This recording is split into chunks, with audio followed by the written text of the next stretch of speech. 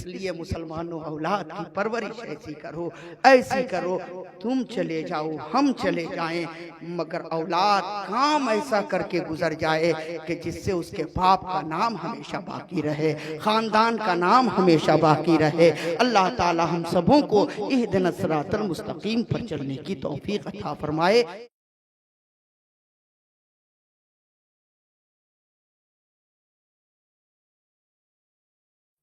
औलाद की परवरिश, अगर औलाद की परवरिश अगर हम अच्छे तरीके से करेंगे तो कल होकर के हमारी औलाद ये समझेगी कि हाँ, बाप के कदम के नीचे जन्नत का दरवाजा है, माँ के कदम के नीचे जन्नत है। परवरिश अच्छी होगी तो।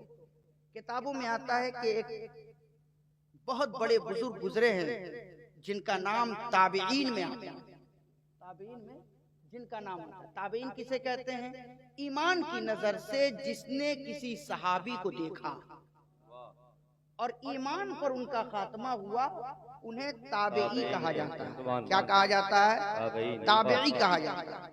ताबीईन में एक बहुत बड़े बुजुर्ग गुजरे हैं जिनका नाम था हजरत अब्दुर्रहमान बिन फरोख। हजरत अब्दुर्रहमान बिन फरोख मदीना शरीफ के रहने वाले, बहुत बहादुर जंगजू थे। दुश्मन उनके नाम को सुन करके थर थर कांप जाया करते थे। किताबों में आता है कि एक दिन हजरत अब्दुर्रहमान बिन फरोख एक जंग के लिए अपने घर से रवाना होने लगे। जैसे ही घर से निकले, बीवी ने कहा, मेरे प्यारे शौहर, मेरे पेट में आपका बच्चा परवरिश पा रहा है, मैं हामला हूं और आप जंग पर जा रहे हैं। हजरत अब्दुर्रहमान बिन फरोख ने कहा, है मेरी शरीके हयात, तेरा हमल मैं अल्लाह के सुपुर्द करता हूं। मैं दीन की खातिर, दीन की सरबलंदी की खातिर, इस्लाम की अजमत को आगे बढ़ाने के खातिर मैं जंग के लिए जा रहा हूं। पता नहीं पलट करके आऊं या ना आऊं, पता नहीं मैं वापस आऊं या ना आऊं। तेरे शिकम में मेरा बच्चा परवरिश पा रहा है। अगर बेटा पैदा हो तो खूब अच्छे तरीके से उसकी परवरिश करना, उसे बहादुर बनाना, दीन की तालीम देना, उसे जंगजू भी बनाना, इस्लाम का वफादार बनाना।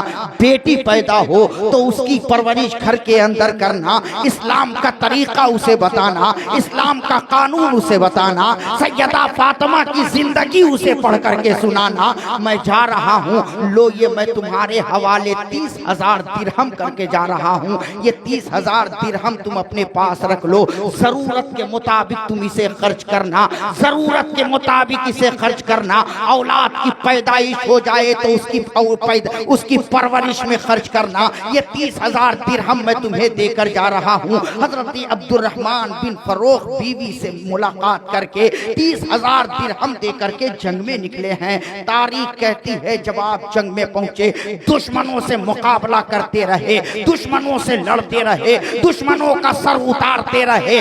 दुश्मनों ने चारों तरफ से आपको घेर लिया और एक जान आपकी तरफ फेंका और फेंकने के बाद हजरत अब्दुर्रहमान बिन फरोख को गिरफ्तार कर लिया। हजरत अब्दुर्रहमान बिन फरोख दुश्मनों के कैद में आ गए, जेल के सलाखों के पीछे चले गए।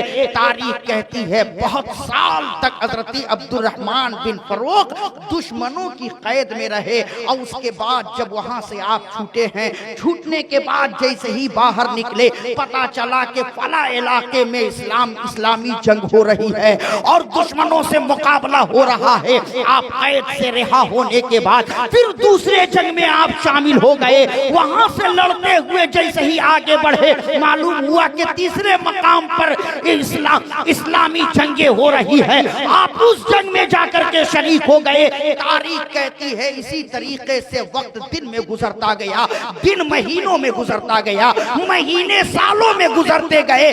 तारीख कहती है कि 30 साल का अरसा गुजर गया। कितना? 30 साल का अरसा गुजर गया। 30 साल के बाद हजरत अब्दुर्रहमान बिन फरोख मदीना की तरफ पलटे हैं। जब गए थे तो दाढ़ी काली थी और जब पलटे हैं तो दाढ़ी सफेद हो गई है। जब गए थे तो जवान थे और आज जब पलटे हैं तो बिल्कुल बूढ़े हो चुके हैं। रात की तारीकी है, लोग इशा की नमाज पढ़ करके अपने घर का दरवाजा बंद करके सो रहे हैं। रात के वक्त हजरत अब्दुर्रहमान बिन फरोख मदीना में दाखिल हुए। आहिस्ता आहिस्ता अपने घर की तरफ आगे बढ़े, घर की तरफ आगे बढ़े। जैसे ही आप अपने घर के दरवाजे पर पहुंचे, दरवाजे पे दस्तक दिया, घर का दरवाजा खुला। जैसे ही घर का दरवाजा खुला, हजरत अब्दुर्रहमान बिन फरोख क्या देखते हैं कि खूबसूरत सा नौजवान उनके घर से बाहर निकला। मोहब्बत से कहिए और प्यार से कहिए, खूबसूरत नौजवान उनके घर से बाहर निकला। और निकलने के बाद कहा, आप कौन? हजरत अब्दुर्रहमान बिन फरोख ने कहा कि आप कौन? उस नौजवान ने कहा, मेरे घर के दरवाजे पर आकर के आप मुझसे पूछ रहे हो कि आप कौन? तो हजरत अब्दुर्रहमान बिन फरोख ने कहा कि ये किसने कह दिया कि ये मकान तेरा है? बरसों से तो ये मकान मेरा रहा, मेरी पैदाइश इसी मकान में हुई, मेरे बाप दादाओं ने इसी मकान में अपनी जिंदगी गुजारी, और तुम आज कह रहे हो कि ये मकान मेरा है, ये मकान मेरा है। नौजवान ने कहा, कैसी बात कर रहे हो बूढ़े मियाँ? रात की तारीकी में क्या आपकी नजर की रोशनी भी कम हो गई है जो आप अपना घर नहीं पहचान पा रहे हो? अरे मेरी भी पैदाइश इसी घर में हुई है, बचपन से लेकर के जवान इसी घर के अंदर हुआ हूँ, और आप कह रहे हो कि ये मकान मेरा है। हजरत अब्दुर्रहमान बिन फरोख कहते हैं, हाँ हाँ ये मकान मेरा है। नौजवान ने कहा, नहीं नहीं ये मकान मेरा है। अभी गुफ्तगू हो ही रही थी कि आवाज थोड़ी ऊंची हुई। घर के अंदर जैसे ही आवाज गई है और जैसे ही उस नौजवान की वालदा के कान तक अब्दुर्रहमान बिन फरोख की आवाज टकराई है, वालदा फौरन घर से बाहर निकली, और जब नजर हजरत अब्दुर्रहमान बिन फरोख पर पड़ी है तो कहती है, बेटा हट जाओ, ये शख्स जो तुम्हारे घर के दरवाजे पर है ये कोई और नहीं है बल्कि ये तुम्हारा बाप है। वाह वाह वाह, सुभान अल्लाह, क्या कहने, तुम्हारा बाप है, ये इन्हीं का घर है।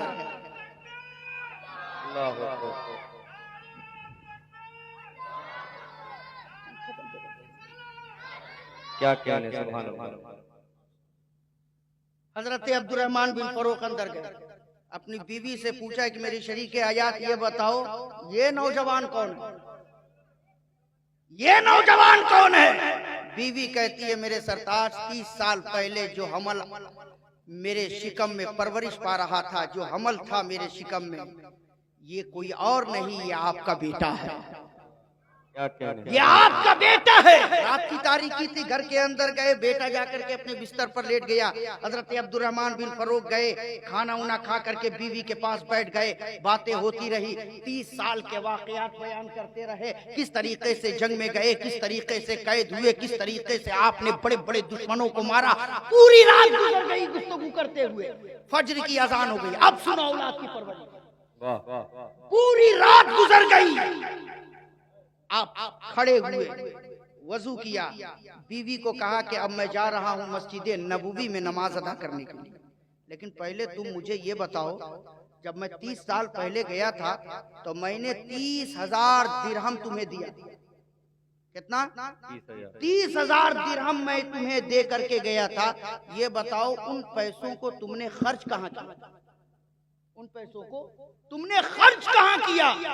बीवी कहती है कि अगर आप देखना चाहते हैं कि उन पैसों को मैंने कहाँ खर्च किया है तो मस्जिद नबवी में जाकर के देख लीजिएगा। क्या कहने,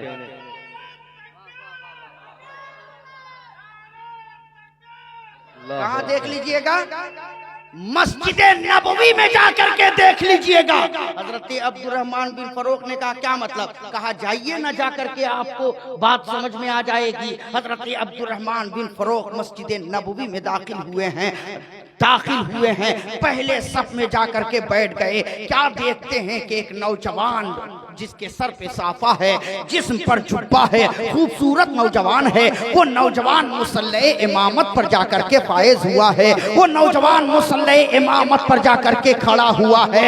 हजरात, रात की तारीकी थी, चेहरा आपने अपने बेटे का देख नहीं पाया था, कोई रोशनी और लाइट का तो इंतजाम नहीं था। रात की तारीकी में सरसरी तौर पर जो थोड़ा उजाले में चांद की चांदनी में आपने अपने बेटे को देख लिया था, मगर सुबह के वक्त जब आपने मुसल्ले पर उस खूबसूरत नौजवान को देखा, पहचान ना पाए कि ये नौजवान कौन है। कहते हैं कि उस नौजवान ने फजर की नमाज पढ़ाई है। नमाज पढ़ाने के बाद वो नौजवान मिंबर पर खड़ा हुआ है और जितने पीछे नमाज पढ़ने वाले थे सब उस नौजवान की दर्स में बैठ गए हैं। वो नौजवान कुरान और हदीस की तालीम देना शुरू किया है। लोग उससे कुरान और हदीस की तालीम ले रहे थे। कुरान पढ़ रहा था तो बड़ी प्यारी आवाज में कुरान पढ़ रहा था, हदीस पढ़ रहा था तो अंदाज बड़ा निराला था। हजरत अब्दुर्रहमान बिन फरोख उस नौजवान की जबान से कुरान और हदीस के निकलने वाले कलमात को सुनते रहे। एक शख्स बगल में बैठे थे, पूछा, अच्छा ये बताओ ये नौजवान कौन है, किस खुश नसीब का बेटा है जो कुरान पढ़ रहा है, तो जो जाकर जिसकी आवाज जाकर दिल पर लग रही है, हदीस पढ़ रहा है तो अंदाज इतना प्यारा है, आखिर ये किस खुश नसीब का बेटा है, ये नौजवान है कौन? तो उस शख्स ने कहा, आप लगता है मदीने में नए आए हैं, आपको पता नहीं? अरे ये हजरत रबिया है जो मस्जिद नबवी के इमाम है, मुसलमानों के इमाम है। ये बताओ इसके बाप का नाम क्या है? क्या इसके बाप का नाम अब्दुर्रहमान बिन फरोख है जो 30 साल पहले जिहाद में गए थे, अब तक पलट करके वापस नहीं आए हैं। ये उसी खुशनसीब का बेटा है जिसका नाम हजरत रबिया है। इनकी दरगाह में बैठने वाले हजरत इमाम मालिक जैसी शख्सियतें हैं, बड़े बड़े उलमा इनकी दरगाह में बैठ करके तालीम हासिल करते हैं। ये उस खुशनसीब बाप का बेटा है जिसके बाप का नाम अब्दुर्रहमान बिन फरोख है। हजरत अब्दुर्रहमान बिन फरोख ने जब इतना सुना, पलटे और घर की तरफ आए और आने के बाद अपनी शरीके हयात से कहते हैं, ए मेरी शरीके हयात, जो 30,000 दिरहम मैंने तुझे खर्च के लिए दिया था, आज तुमने वो पैसा मुझे वापस कर दिया। वाह वाह वाह, सुभान अल्लाह, क्या कहने, फायदा तुमने मुझे दिखा दिया है। बहुत वाकई तुमने औलाद की परवरिश की है तो इस तरीके से की है कि मैं रहूं या ना रहूं बल्कि मेरा नाम जिंदा रहेगा, मैं रहूं या ना रहूं मेरी पहचान जिंदा रहेगी। इसलिए मुसलमानों, औलाद की परवरिश ऐसी करो। तुम चले जाओ, हम चले जाएं, मगर औलाद काम ऐसा करके गुजर जाए कि जिससे उसके बाप का नाम हमेशा बाकी रहे, खानदान का नाम हमेशा बाकी रहे। अल्लाह ताला हम सबों को इहदिनस सिरातल मुस्तकीम पर चलने की तौफीक अता फरमाए।